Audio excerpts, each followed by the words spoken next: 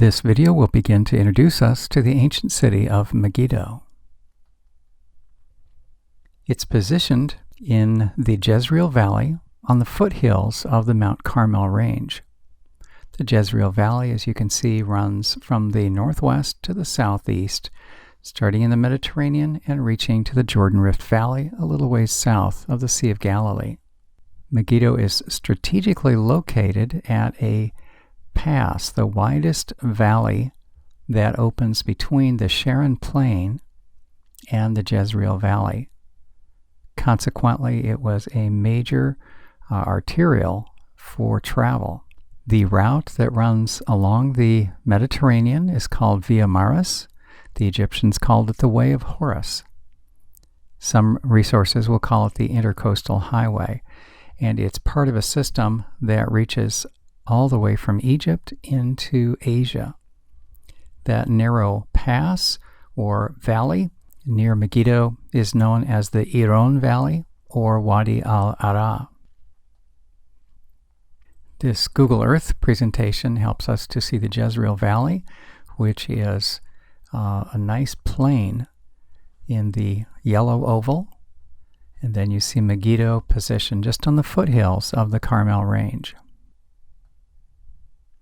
Closing in, the tell itself is the white-colored oval within the yellow circle. Notice the agricultural territory that's up in the upper right zone. Very, very fertile region, very productive. And then notice the forests that are in the lower left zone. Those are the foothills of the Carmel range. Here we can see the rather recent condition of the dig itself. What's difficult to appreciate here is that it is a mound. It's elevated. You'll see that in another photo.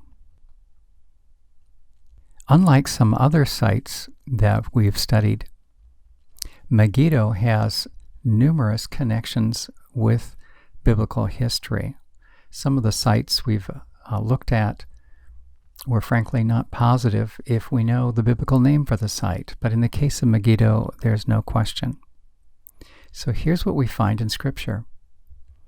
In Joshua 12, Joshua records having defeated the kings of Canaan, and Megiddo is among the cities or the kings that are listed there. When we come to Judges, we have a different picture. We learn instead that the inhabitants of Megiddo and its town, so evidently Megiddo occupied a role of supremacy with some villages around it. And although it was allotted to the tribe of Manasseh, they failed to take possession of it. Consequently then, the Canaanites, we read in 1 Chronicles, persisted in living in that land. Megiddo is famous for having been the site of many military conflicts. One of those was the Israelites led by Deborah and Barak. There was a coalition of the kings of Canaan, and they were at a location known as Ta'anak, which is not too far from Megiddo in the Jezreel Valley. And God gave Israel victory over them. As you can see in the Judges 5 quote, there's mention of the torrent of Kishon that swept them away. This is a river that runs through the Jezreel Valley. When we come to the United Monarchy under Solomon, we learn of a system the monarchy had developed to secure provisions to support the monarchy. There were 12 divisions that collected these provisions for the palace. And as you see in 1 Kings 4, we know the name of the deputy who is in charge of collecting materials from Ta'anak and Megiddo, and then all of Beth Shean. Beth Shean, incidentally, is a significant ancient site. It's at the southeast end of the Jezreel Valley, basically on the Jordan River or very close to it. The second mention of Megiddo in connection with Solomon includes this city among several sites that were reinforced or that enjoyed building projects during the reign of Solomon. Other cities that were the subject of building projects are Jerusalem, Hatzor, and Gezer. The next mention of Megiddo that's listed here tells of a situation in the military exploits of Jehu, and he attacked both the king of northern Israel and also southern Israel. And the king of southern Israel, Ahaziah, was shot by Jehu's group, and he fled to Megiddo and perished there. That particular conflict began in the city of Jezreel, which, as you might imagine, is in the Jezreel Valley, so that all this activity happened in a fairly confined area in this part of northern Israel. During the reign of King Josiah of southern Israel, there was a situation where Pharaoh Necho of Egypt wanted to support the king of Assyria at the river Euphrates. In order to get there, he traveled up this Via Maris, and King Josiah resented that and intercepted him, and unfortunately King Josiah was killed in that conflict. He was killed at Megiddo. Finally, in the New Testament, there is a prophecy, a prediction of a military conflict yet to come, and it will happen at Har Magedon, or as it's commonly pronounced, Armageddon. Har is Hebrew for mountain, and then Magedon would refer to Megiddo. You're getting the sense then that Megiddo has a long history of occupation. It's one of the longest inhabited sites in the Levant, and also it's been the site of numerous military conflicts. One resource said there have been 34 major battles there or nearby, as early as Pharaoh Pepi in the 3rd millennium BC, and then as late as in the modern era, conflicts involving the British. 3 major ones are bulleted for us here. Pharaoh Thutmose III had a campaign which involved capturing Megiddo, and he makes this statement that's oft quoted in relation to this city. The capture of Megiddo, he writes, is as the capturing of 1,000 cities. And this is part of an exploits record that's inscribed on the walls of Karnak along the Nile. You can read a translation of that in Pritchard's Ancient Near Eastern Texts, which is listed at the end of this presentation. And part of the report that we receive from this particular record mentions that Pharaoh Thutmose III captured 924 chariots. Actual capture of the city required a 7-month siege. Keep that in mind when later on you learn about the efforts that operators of the city went through, the extent of effort they expended in order to secure access to water inside the city walls. And then secondly, keep this siege in mind when you see the huge grain silo, a subterranean grain silo that they developed. We're not saying those were in place necessarily at the time of Pharaoh Thutmose, but they indicate how strategic the city was and that people living there knew there was a risk of siege, and here is the record of one back in the 15th century. Another major military conflict involved Pharaoh Shishak, whose name is pronounced Shishonk, in the 10th century BC. This involved a campaign intentionally against Israel. It was during the reign of King Rehoboam. And then Tiglath-Pileser III, who was responsible for reviving the military strength in the Neo-Assyrian Empire, when he conquered northern Israel in the time frame of the late 8th century, he established Megiddo as a capital of an Assyrian province. And they called the province in their language Megiddo. You may recognize that a time frame of 733 or 732 is pretty close to the fall of northern Israel in 721, also under the Assyrians. This map from Zondervan's Essential Atlas is helpful because we can actually get a sense of the route that the Egyptian troops would have followed using the Via Maris or the Intercoastal Highway. So trace it from the lower left, Shadowhin in Gaza. Incidentally, the code that's used in this map is if you see a city name that's underlined, that's one that's mentioned in Thutmose's campaign records. And then he makes his way up the coast, and then he's going to go through the Carmel Range, and the best place to go through is at Megiddo. That's the widest valley going through the Carmel Range. These reliefs are from Karnak, and they are Thutmose III. On the left, you see him grasping, I think if we look closely, we would see he's grasping the hair of a bunch of victims. That's how this sort of an arrangement or a depiction, what it's intended to show. Notice under his feet, there are lots of small figures. That's enlarged on the right. So these are cartouches or name ovals, but not the names of Egyptians, rather the names of cities or territories that Thutmose conquered in the course of this campaign.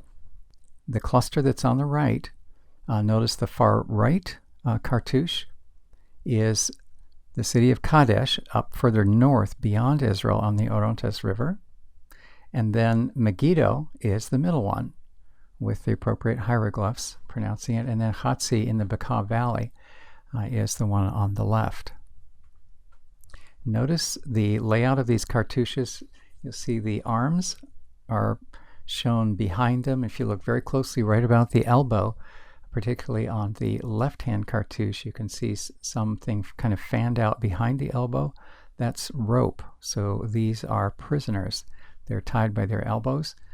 And then there's a line coming down kind of behind the arm, a vertical incision. I take that to be the rope that then ties them together. So they're in kind of a chain gang.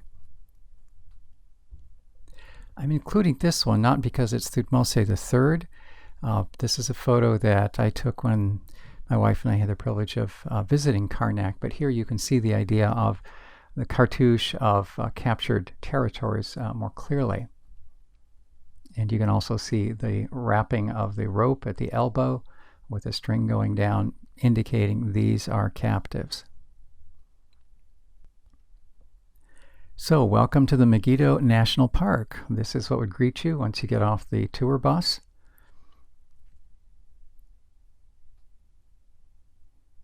And here then again is the Google Earth portrayal of the site.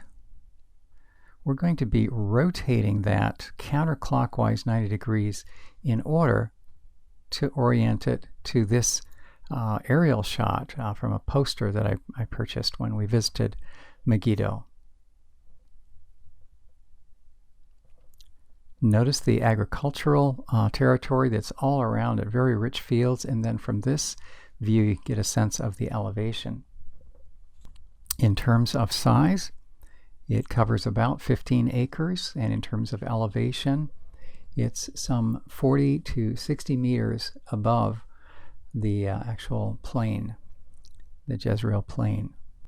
Let's get acquainted then with some of the features that are visible even from photos.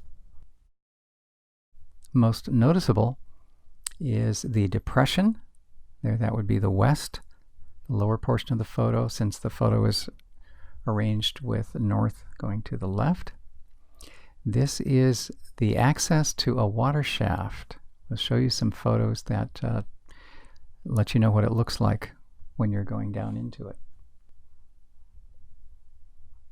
From this placard on the site, you can get a sense of the excavation that was done by the ancients. We're not talking about modern archaeologists recovering it. Certainly they had to dig it out to find it. but it was ancient engineers that tunneled down in the right portion of the picture and then formed that lateral tunnel moving to the left in order to get to the spring. So here are some tourists making their way down into that pit.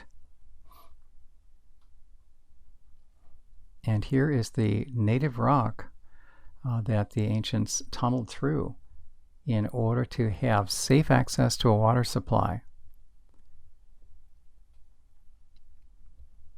Here's my wife Lori demonstrating her great strength holding up the walls. It was an amazing feat of engineering for them to carve this out.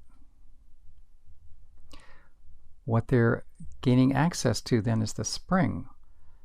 So just in your mind's eye, you can connect from that depression underground to get to the spring.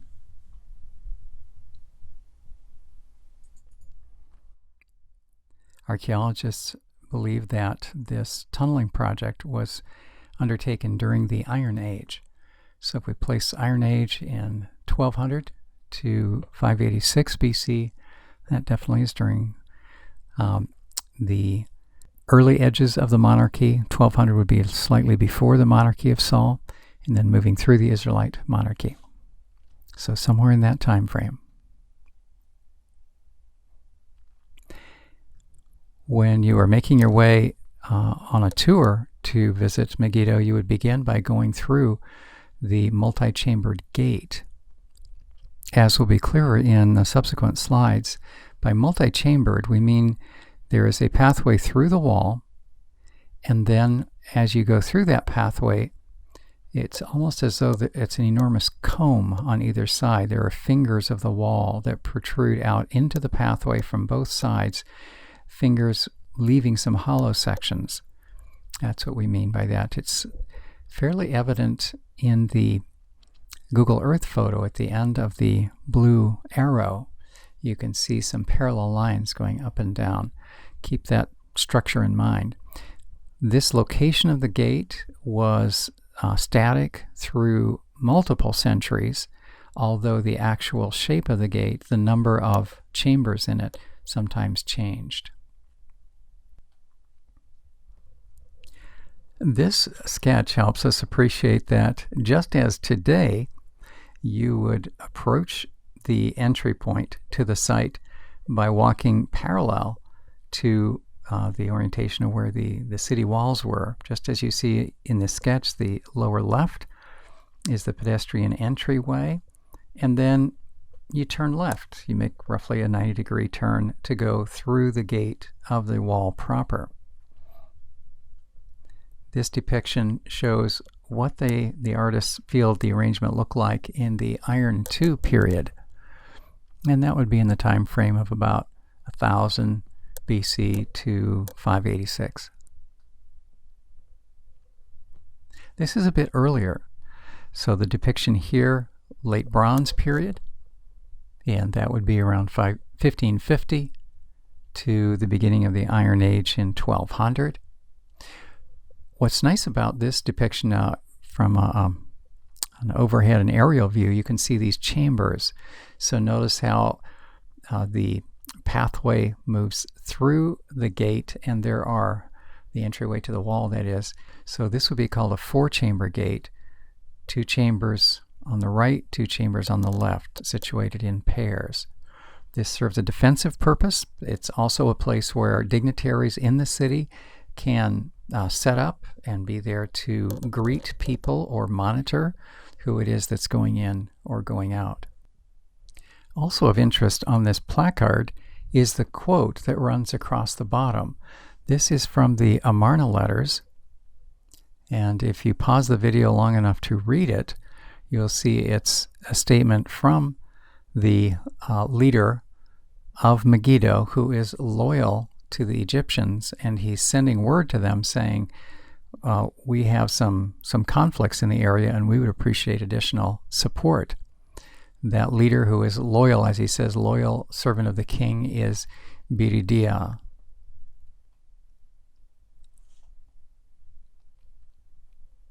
Here's what it looks like walking through that access through the walls at the gateway. And now you can see how these fingers, these piers, reach into the pathway, but then also create little zones in the wall, these lobes, these chambers. Also notice that we have these beautiful cut stones forming the gateway. And if you look about 4 or 5 stones up from the stone pavement, 4 or 5 stones up, you'll notice that there is a layer, a thin layer, either wooden or perhaps some mortar or something has been inserted. That indicates how high the walls were extant when the excavators found this. So above that point has been reconstructed. But we know the layout of the foundations of these gates based on what was extant when they pulled away all the sediment that it had accumulated. The arrows point to that layering, that thin layer that the rebuilders, the modern rebuilders, inserted so that we would know how high the walls were at the actual time of excavation.